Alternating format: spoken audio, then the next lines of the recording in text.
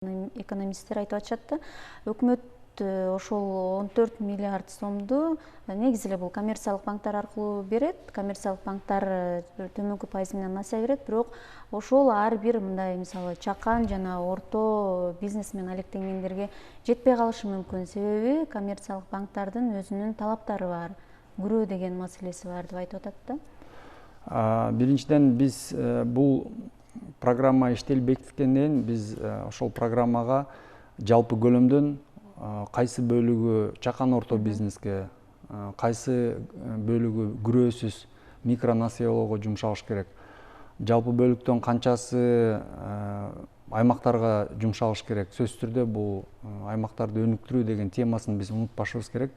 Канча бөлүгү, канча көлөмү аймактарга жумшалыш керек, ошонун баары бекитилет. Пропорциялардын баары бекитилет. Жанагы күрөө маселеси боюнча мына азыр дагы бир маселе иштелип чыгып атат. Биз кепилдик, мамлекеттик кепилдик фонд мына уже 2-3 жылдан бери иштеп атат. Бул кепилдик фонд күрөө жетпей калган күндө ишкер үчүн банктын астында кепилдигин берет, гарантиясын берет. Мисалы, ишкер 100 миң алам десе, күрөөсү 70 гана миңге жетиштүү болсо, анда калган 30 миңине кепилдик фонд банкка кепилдигин коюп берет. Ошо менен 70 миң сомго гана күрөөсүн коюп туруп, андан ашыгыраак сумма алганга мүмкүнчүлүк пайда болот.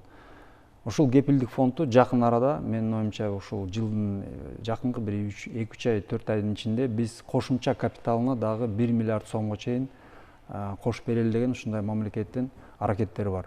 Ошону менен кепилдик фондко капиталын көбөйтсөк, 1 миллиардка чейин кошулса, бул жалпысынан айтканда почти 2 эсе көбөйөт да кепилдик фонддун капиталы.